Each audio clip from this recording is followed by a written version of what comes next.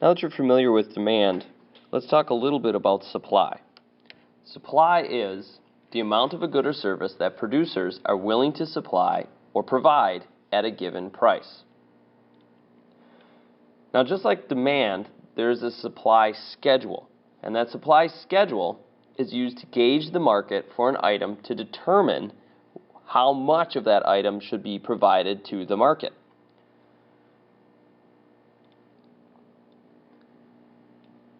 Take, for instance, the Snicker bar that we discussed in demand. The supply schedule for the Snicker bar is as follows. At 25 cents, suppliers are willing to supply 50 Snicker bars to the market. At 50 cents, they're willing to produce a few more, up to 75. At 75 cents, they're willing to up production to 125. For $1, up the production to $2.50, and for $1.25, they'll up their production to $300.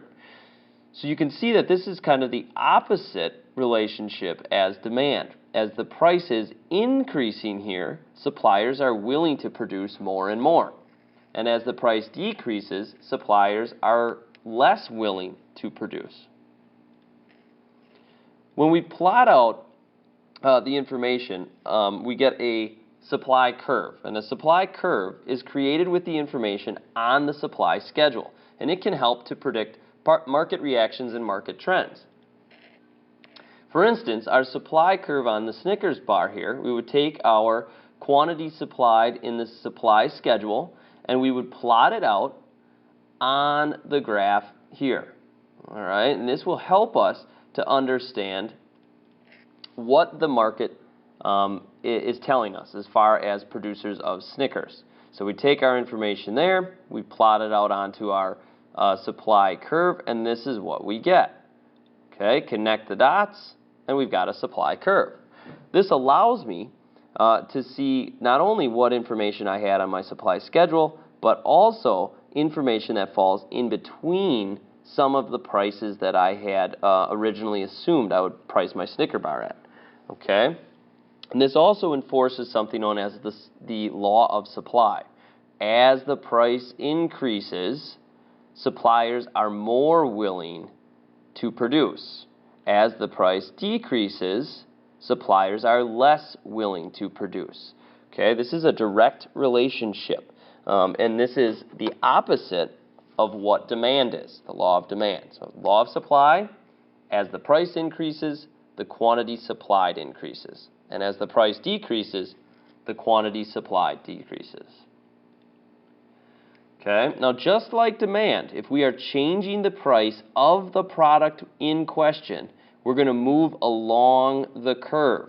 That means if I am a producer and I say, okay, I'm going to change the price of Snickers from 25 cents up to $1, I'm just going to follow the line along to where it intersects with $1, and it shows me that, hey, I am probably willing to produce 250 of these Snicker bars at $1.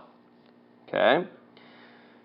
But just like the demand curve, there are things that will shift the supply curve, things that are not related to price. All right? Some things may increase the quantity of an item supplied no matter what the price of that item is. And that would look like this. The line is going to shift to the right. Okay? You can see that more of whatever this item is supplied at every price than it once was.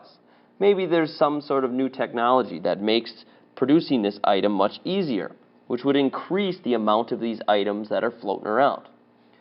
However, there's also things that can shift the supply curve in or decrease it. So this shows a decrease in supply at all points. If you see the line shifting this way, showing a decrease in supply at all points. This may be something like the cost of resources that go into making a product increases. So it makes it more expensive for producers to produce them. So instead of shelling out more money, they're just going to produce less of these things at all price points. All right? Now there are a couple different factors we need to consider that will have the effect of shifting the supply curve. The first being cost of resources. If you were running your own business and you budgeted $10 a week for paper, and all of a sudden the price of paper went up to $50, You're either going to have to shell out more money, which you're not going to like doing, or you're going to have to cut back on items that used paper. And that's what most producers will do.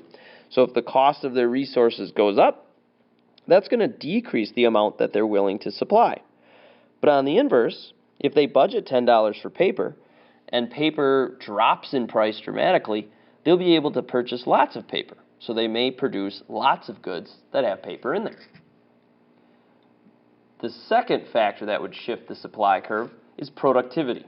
Find workers that are intelligent and productive, and they're going to make more for you than you had originally intended. This is going to increase your supply at all price points. Find workers that are not productive, and that'll have the opposite effect.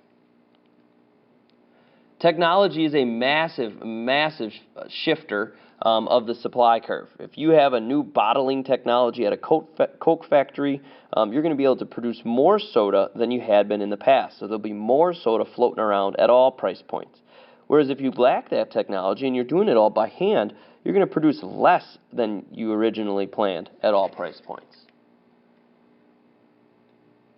Government policies are another big factor in shifting the supply curve. If you have a favorable government policy that gives you incentives for producing, or may make it easier for you to produce something, you're going to be able to produce more goods at all price points than you once were. If it's a more restrictive government policy, it's going to force you to produce less because you're spending time, money, and effort fulfilling the government's wishes instead of just producing items. And the final factor we're going to talk about in shifting the supply curve are taxes. Right? The only thing two things in life that are certain are death and taxes. And if you're spending money on taxes, you are not spending money on producing things. So there'll be less items available at all price points. All right, quick review of supply. If you're still not sure, flip through again. Ask any questions as you have them.